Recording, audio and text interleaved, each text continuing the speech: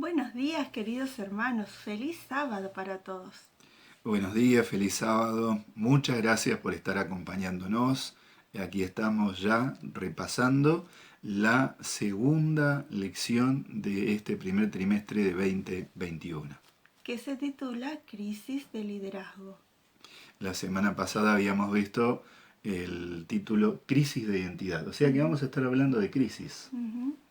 Así que bueno, antes de comenzar a desarrollar la lección, los invito a pedir la presencia del Señor con nosotros en oración. Querido Padre que estás en los cielos, santificado y glorificado sea tu nombre. Agradecemos por este nuevo sábado en que tú nos das la oportunidad de compartir esta lección. Pedimos tu presencia entre nosotros, que tú nos dirijas, que tú nos guíes también cada día para que podamos estar caminando contigo. Y también ayúdanos a compartir tu palabra a aquellas personas que no te conocen. Señor, agradecemos todas tus bendiciones y pedimos tu compañía en el nombre santo de Jesús. Amén. Amén. Siempre tenemos un espacio para hablar acerca de cómo involucrarnos en la misión, en la predicación del Evangelio. Y Vivi, hoy tenés algunos consejos para darnos. Sí, ya les había comentado acerca de este libro, Todo miembro involucrado, escrito por el pastor Bullón. Él nos trae varios consejos. En el primer capítulo, que lleva también el nombre del libro, Todo miembro involucrado, nos habla acerca de que involucrarnos en la misión es un plan divino. Es un plan que dejó Jesús, ¿no? Cuando Él dijo, cuando venga sobre ustedes el Espíritu Santo, recibirán poder y serán mis testigos en Jerusalén, en Judea, en Samaria y hasta lo último de la tierra. Esto lo encontramos en Hechos capítulo 1, versículo 8.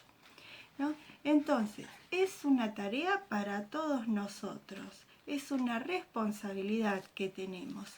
Y también en el libro nos dice que podemos hacer una obra individual, que no tenemos que estar esperando, ¿no?, que un grupo de personas o en la iglesia se organice algún tipo de trabajo, sino que podemos tomar la iniciativa, ¿no?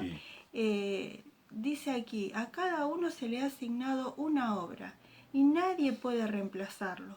Cada uno tiene una misión de maravillosa importancia que no puede descuidar o ignorar, pues su cumplimiento implica el bienestar de algún alma y su descuido el infortunio de alguien por quien Cristo murió.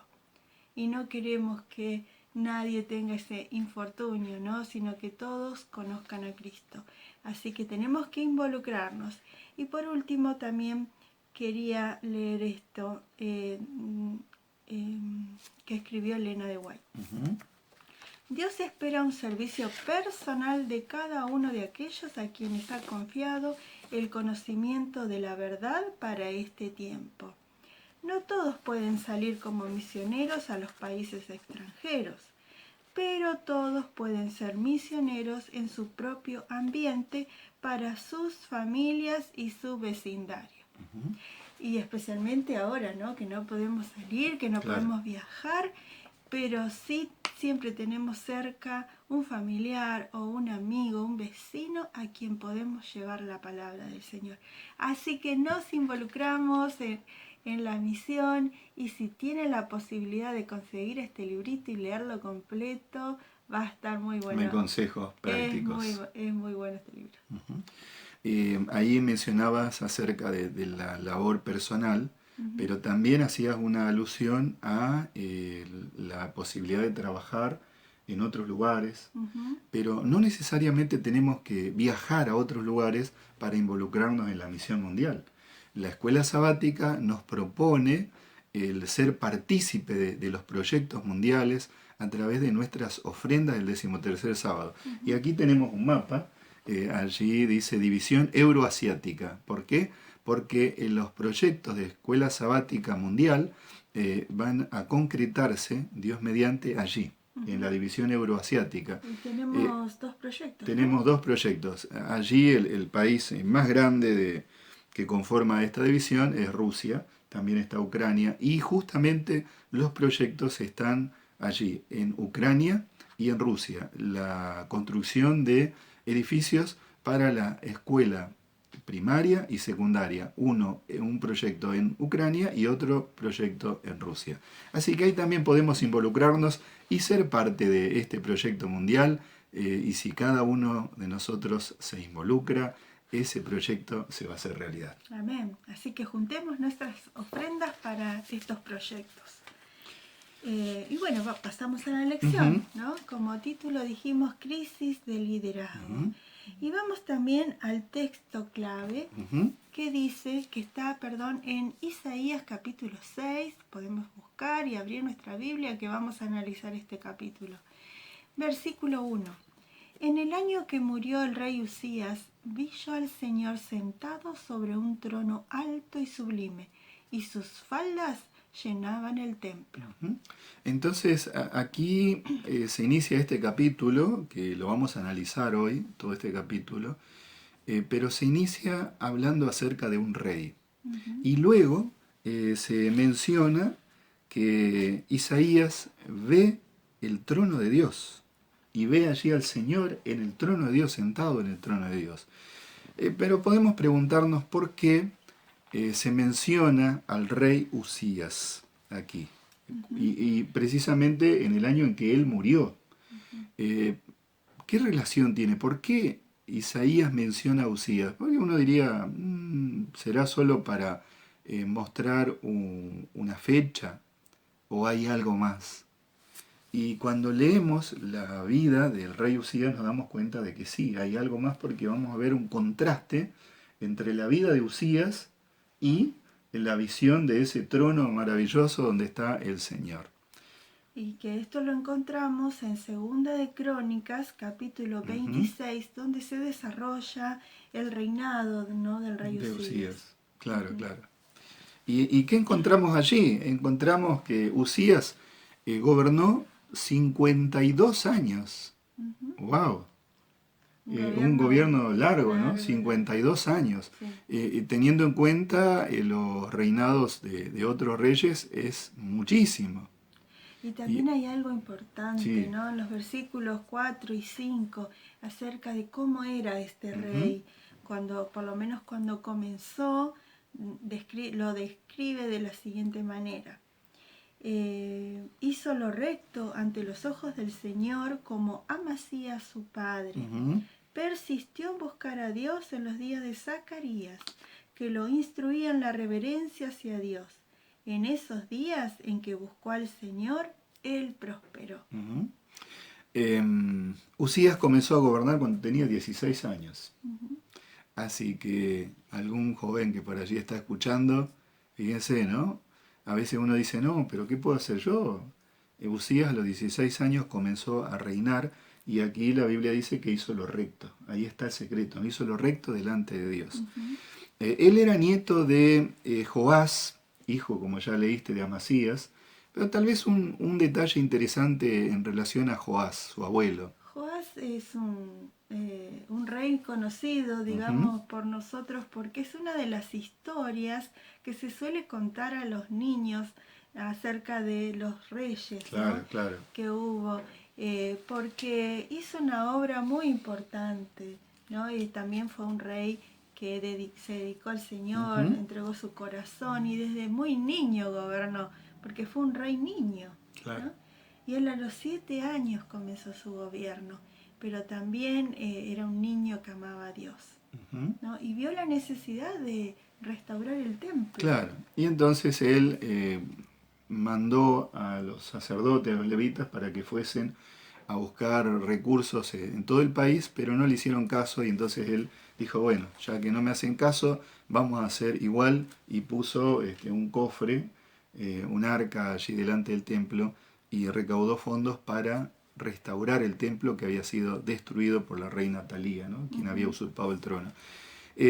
Por lo tanto, Usías ha tenido una referencia en su abuelo, en su padre, de personas que hicieron cosas buenas. Sin embargo, cuando uno lee la historia de Joás y la historia de Amasías, se da cuenta de que al final de sus reinados, o en algún momento de su reinado, ellos también se apartaron de Dios.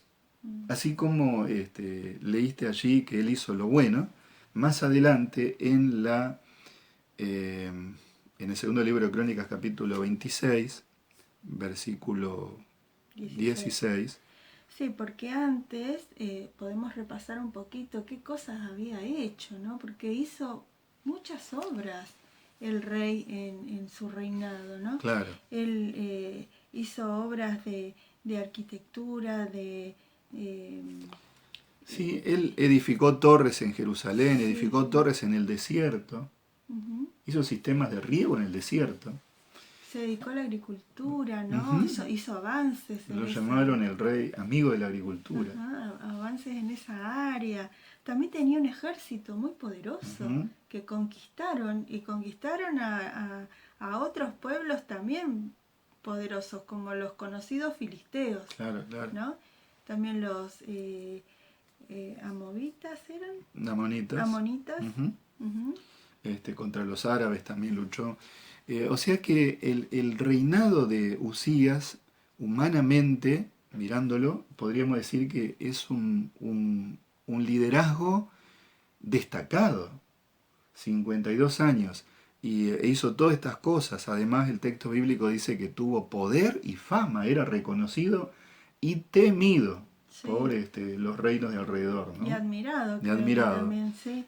Pero aquí pasó algo que es semejante a lo que te venía diciendo, que le pasó a Joás, ese rey niño bueno, y también a Amasías, su padre, ¿no? ¿Qué dice el...? El texto dice, ¿no?, que un pero ahora, después de tantas cosas buenas, dice, pero después que Usías se fortaleció, su orgullo lo llevó a la ruina, porque se rebeló contra el Señor su Dios, y entró en el templo del Señor para quemar incienso en el altar del incienso. Claro. Cosa que era una labor de los sacerdotes. Solamente de los sacerdotes, y quien tenía que entrar al lugar santísimo era el sumo sacerdote, ¿no? Entonces aquí el texto nos dice que los sacerdotes le impidieron. Sí. ¿Y qué Usías, qué hizo? Eso seguimos leyendo, ¿no? En el versículo 17. Pero tras él entró el sacerdote Azarías con 80 sacerdotes del Señor de los valientes. Se pusieron contra el rey Usías y le dijeron, no te corresponde a ti quemar incienso al Señor, sino a los sacerdotes hijos de Aarón, consagrados para quemarlo. Sal del santuario porque estás prevaricando, y eso no te dará honra ante Dios el Señor. Y enseguida el texto nos dice que Usías se enojó, tuvo una ira contra los sacerdotes. Pero algo pasó allí, enseguida, cuando él tuvo esa ira. Usías, que tenía el incienso en la mano para quemarlo, se airó, y cuando estaba por expresar su ira contra los sacerdotes, le brotó la lepra en la frente ante los sacerdotes, en la casa del Señor, junto al altar del incienso.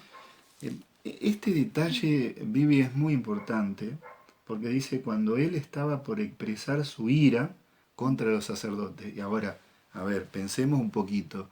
¿En qué podía llegar a consistir eso de expresar su ira contra los sacerdotes? Sí, parece que se iba a violentar, ¿no? Es probable, ¿no? O sea, tal vez él decía, pero yo soy el rey, ¿qué se creen ustedes? Y hasta tal vez podía llegar a ejecutarlos, ¿no?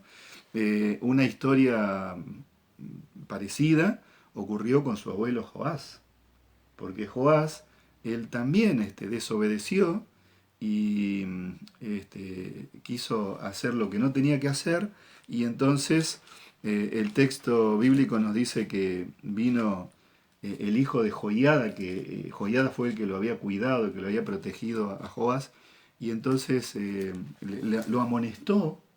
¿Y qué hizo Joás? Lo hizo matar a Zacarías, el hijo de Joiada, que lo había protegido, ¿no? Entonces cuando él se airó, tuvo esa reacción. Entonces uno, pensando en la reacción de Usías, podría haber sido parecida, decir, bueno, estos sacerdotes me están impidiendo, yo los voy a hacer desistir de esto, ¿no? Hay un versículo que dice, airaos, pero no pequéis. Claro. ¿no? Y ahí ellos se enojaron, pero siguieron ese impulso, ¿no? del pecado. Claro, que claro. La ira lleva por malos caminos. Y trajo consecuencias nefastas porque, como bien decías, él tuvo lepra y a partir de la lepra tuvo que dejar el reino. Sí. Y tuvo que quedarse en una casa apartado, marginado, ¿no? Allí lo encontramos en el versículo 21 del capítulo 26 de Segunda de Crónicas, que estamos leyendo, que dice, así el rey Usías quedó leproso hasta su muerte. Habitó en una casa separada, excluido de la casa del Señor, y su hijo Jotam se encargó de la casa real y de gobernar al pueblo. Así entonces terminó este rey famoso, poderoso, pero bueno, con un triste final, ¿no? Ahora, la lección dice crisis de liderazgo. Liderazgo. Pero, ¿qué te parece si definimos primero qué es liderazgo? Bueno, hay ¿no? muchas definiciones. Hay muchas definiciones, pero hay una compartimos una. Que nos dice que es la capacidad de influenciar sobre las personas para incentivarlas en el logro de un objetivo común. Yo destaco de esta definición la palabra influenciar, influencia. El liderazgo es influencia. Si pensamos en el ámbito político y social, el rey fue un exitoso líder, porque con todo lo que hemos mencionado que hizo, yo supongo que la gente estaba contenta con Usías. Él influenció sobre el pueblo para lograr ese objetivo de avance, de prosperidad en su gobierno, de conquistas. Y bueno, y lo logró porque el pueblo lo siguió, ¿no? Y lograron eso todos juntos. Claro. Ese era el objetivo. Pero el rey en Israel, en Judá, tenía la responsabilidad de también ser un líder espiritual. ¿No? Y ahí es donde se produce la crisis. Porque la influencia de Usías en lo espiritual ya generó algo negativo en el pueblo, y después vamos a ver que el pueblo siguió en ese camino, y bueno, Isaías va a traer un mensaje para ellos, ¿no?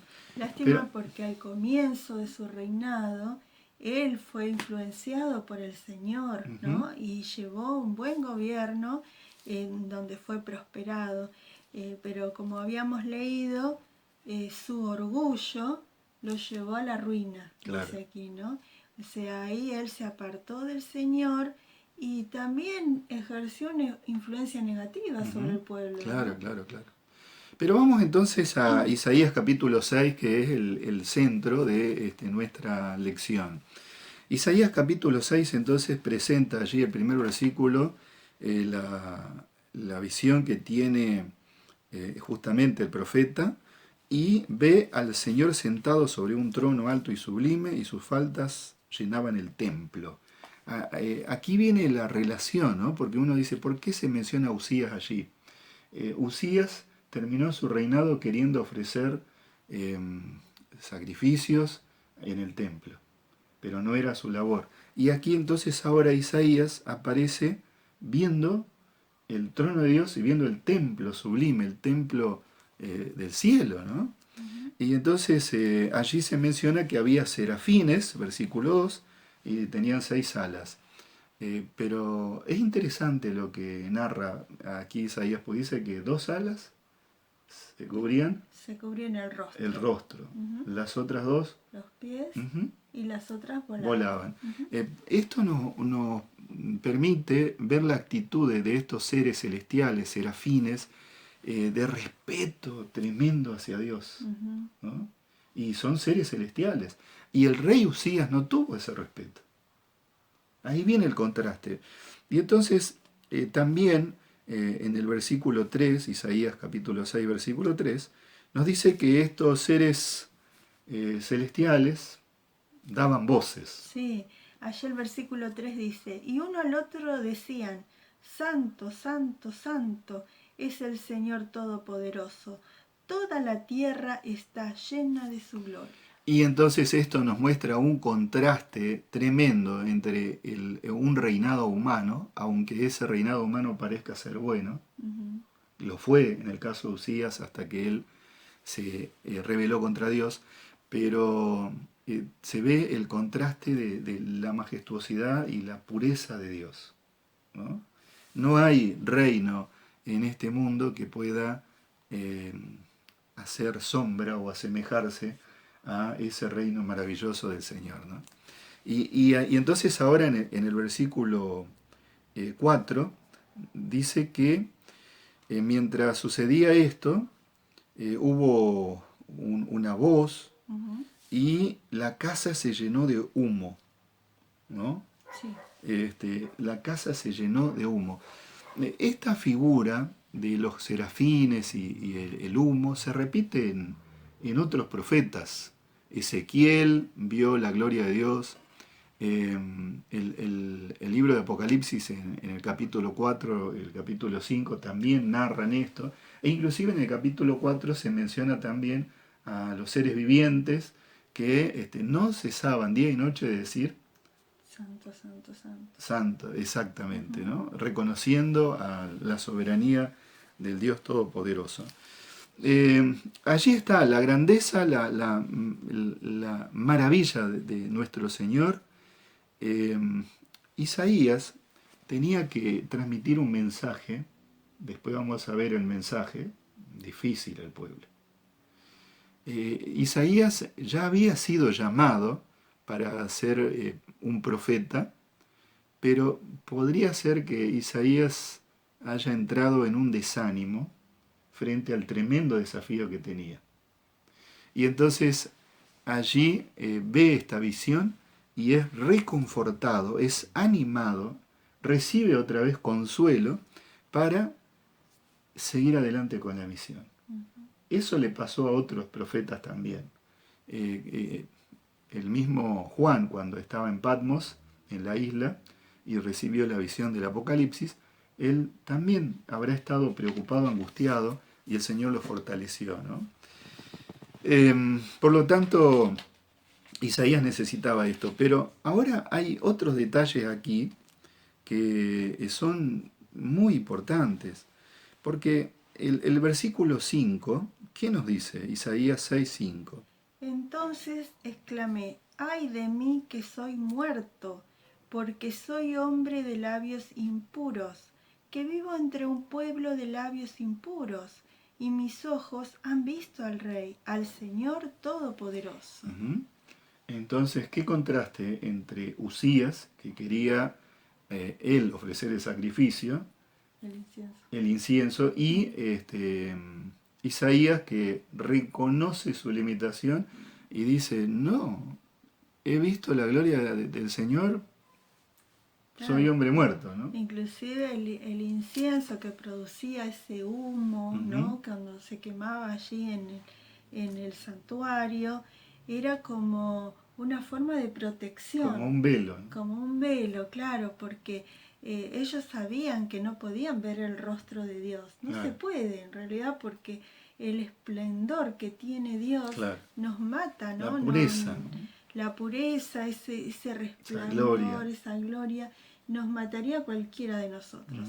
Entonces Dios proveyó, digamos, esta forma de que ellos tuvieran una protección por medio de ese humo que los envolvía y que no permitía ver esa gloria, porque sabemos que se veía, se producía allí sobre el arca, ¿no? Claro, claro. Entonces, Isaías sabía eso.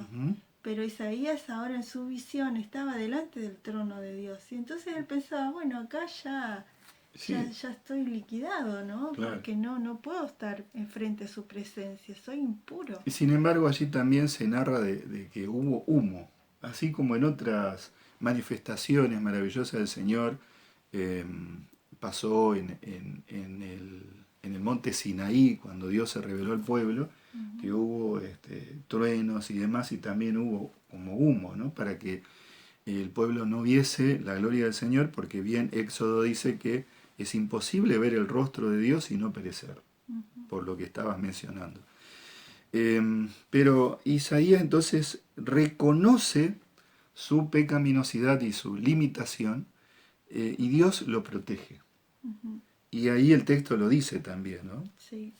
Versículo 6. 6 dice, entonces voló hacia mí uno de los serafines, con una brasa encendida en su mano, tomada del altar con una tenaza. Con la brasa tocó mi boca y dijo, mira, esto tocó tus labios, y ha sido quitada tu culpa y perdonado tu pecado. Uh-huh. En el santuario, en el tabernáculo, los sacerdotes, y en especial el sumo sacerdote, cuando hacía el rito del día de la expiación o de la purificación, él tenía que tomar un incensario y tenía que tomar brasas del altar de los sacrificios, y entonces ponía esas brasas allí y tenía que ingresar hasta el lugar santo y después el lugar santísimo, y allí frente al arca él tenía que volcar un perfume y se generaba, ¿no?, el incienso, y se generaba entonces un humo. Ese humo era, el texto dice, para que no mueras, ¿no?, porque era como generar un velo allí también.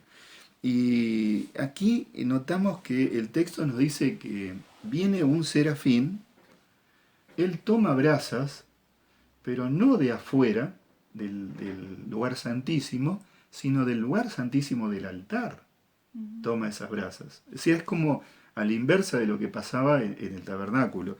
Y viene con esas brasas, toma un carbón encendido, y con ese carbón toca la boca de Isaías. Uno diría, bueno, los labios, ¿no? Y entonces le dice, ahora es quitada tu culpa y limpio tu pecado. Las brasas representan eso, ¿no?, la purificación. Había algunos mandatos en la Biblia donde se decía que tenían que, el Levítico, Números 31-23, por ejemplo, donde se decía que los sacerdotes tenían que tomar fuego para el incensario, pero también se especificaba que tenían que hacer pasar por fuego lo que resistía el fuego para que sea purificado, ¿no? Por lo tanto, esta es una imagen de purificación y viene directo del trono de Dios. Y por otro lado, como también en el incensario se ponía, esas brasas tocaban el incienso, Claro. que era la ofrenda, ¿no? Y en este caso Isaías es como una ofrenda, Claro, ¿no? exacto. Es una ofrenda, o sea, es su entrega, esa ofrenda es su entrega, su vida, que se entrega al Señor, ¿no? Exactamente. Y allí Dios lo purifica. Exactamente. Qué acción ejemplar de Isaías.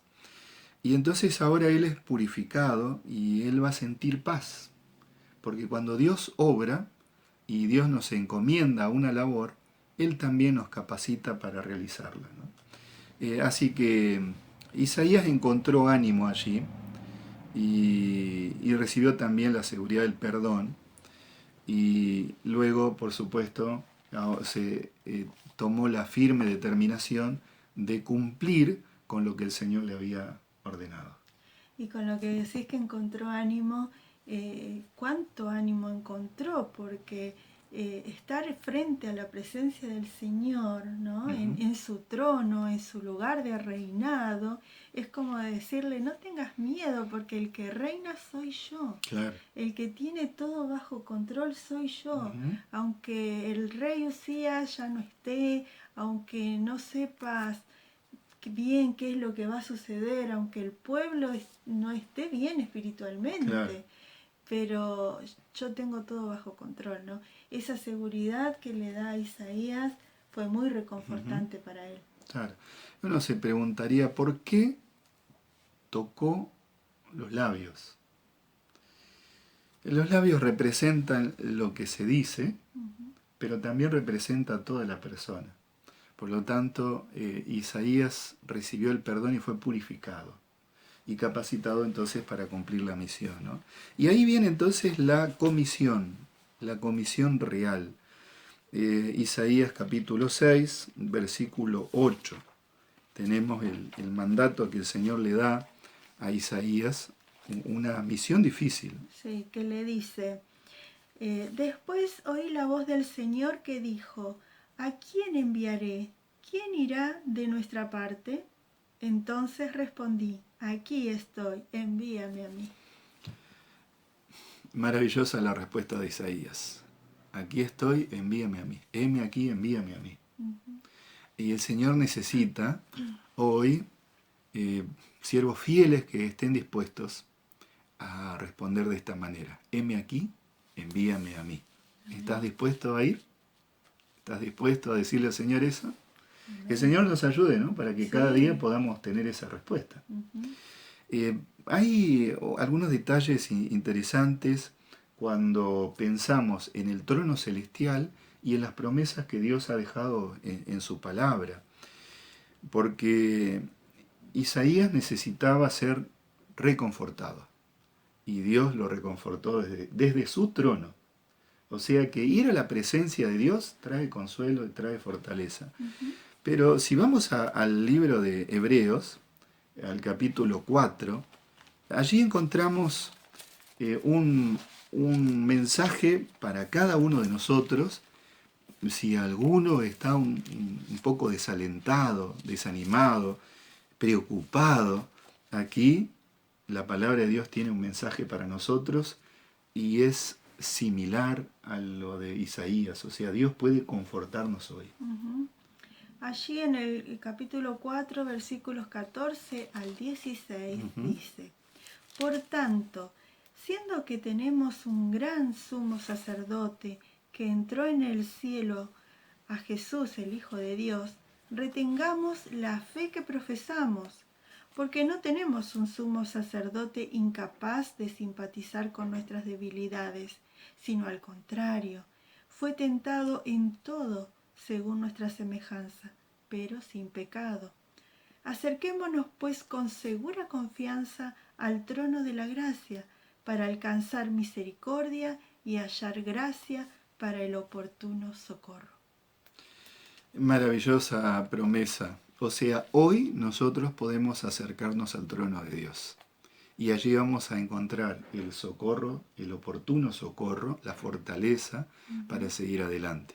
Así que ya sabes, ahí está. Vamos a la presencia de Dios, vamos al trono de Dios. ¿Cómo podríamos acercarnos a ese santuario celestial? La palabra de Dios nos está diciendo que Cristo sigue intercediendo por nosotros. ¿Y cómo podemos acercarnos? A través de la oración, a través del estudio de la palabra, a través de la meditación, a través de estar comprometidos también con la misión. ¿Cuál fue la misión específica que tenía Isaías? Isaías capítulo 6, versículos 9 al 13. ¡Qué misión! ¿Qué harías si tuvieses esta misión tan difícil? Los bendiga también, que el Señor los acompañe. Así que muchas gracias por estar allí. Dios los tenga siempre en sus brazos de amor. Amén. Bueno, encontramos en los versículos 10. Sí, estamos allí, Isaías capítulo 6, a partir del versículo 9. Está esta tarea que Dios le había dado a él, ¿no? Y dijo, ve y di a este pueblo, oíd bien y no entendáis, ved bien y no comprendáis. Entorpece el corazón de este pueblo, agrava sus oídos y ciega sus ojos, para que no vea con sus ojos ni oiga con sus oídos, ni su corazón entienda, ni se convierta y sea sanado. Qué extraños que son estos versículos, ¿no? Porque Dios quiere todo lo contrario, siempre Él quiere acercarse, quiere que entendamos, y acá nos dice lo opuesto. Claro. ¿Por qué? Inclusive el versículo 10 dice, engruesa el corazón de este pueblo, ¿no? Como diciendo, endurece el corazón. Sí. Esto me lleva a pensar en el faraón de Egipto, Sí, en la época de Moisés. Recordamos que cuando Dios se manifestó allí, envió las plagas y Dios le dijo a Moisés, yo voy a endurecer el corazón de Faraón. Y uno diría, ¿cómo Dios está endureciendo el corazón? Y aquí pareciera encontrarse una expresión semejante. Pero nosotros tenemos que ver todo el contexto Y en el libro de Éxodo se menciona 9 veces que Dios endureció el corazón de Faraón, pero también se menciona 9 veces que Faraón endureció su corazón. Por lo tanto, esto nos está dejando ver claramente que Faraón tuvo la decisión personal de endurecer su corazón, ¿no? Y aquí con el pueblo pasa lo mismo. Dios no lo puede evitar. Finalmente, el ser humano es el que rechaza al Señor, y pasó con el pueblo de Judá, que también rechazó al Señor y endureció su corazón porque los profetas iban y daban el mensaje, pero como ya mencioné antes el caso del rey Joás, fue Zacarías a amonestarlo, y Joás, ¿qué hizo? Lo mandó matar, Claro. ¿no? Entonces el pueblo es el que endureció su corazón, no es que Dios quiere nuestra perdición, todo lo contrario, Él quiere nuestra salvación. Aquí en la lección nos dice, ¿no?, que Ujú. Dios sigue llamándolos para darles más oportunidades de arrepentimiento. O sea, Claro. eso es lo que se hacía, ¿no?, en ese momento. Ujú. Sin embargo, cuanto más resisten, más endurecen. Entonces, en este sentido, lo que Dios hace por ellos genera el endurecimiento de su corazón, a pesar de que Él prefería que estos esfuerzos los sensibilizaran. Claro. O sea, Dios iba con su propuesta, digamos, con su propuesta de cambio, con su llamado, y ellos se endurecían. Más lo llamaban, más se endurecían. Claro. Es decir, como que Dios lo que está mostrando acá eran los resultados que iba a obtener. Claro. ¿No? Él sabía que aunque les hablara, aunque les dijera, aunque les mostrara, iban a endurecerse. Claro, porque estaba la decisión en ellos. Claro. De no hacer la voluntad de Dios. De no aceptar. Y esto me lleva a una pregunta. ¿Nosotros podemos llegar a tener una actitud semejante de endurecer nuestro corazón? Y más bien podríamos preguntarnos cómo evitar eso, ¿no? ¿Cómo podemos evitar el endurecer nuestro corazón? Y a veces pasa que uno va con confianza a algún conocido, ¿no? Y hasta decirle con cariño, mostrarle que está equivocado, ¿no? O que está en un error, en un pecado, y a veces hay rechazos, ¿no? Claro.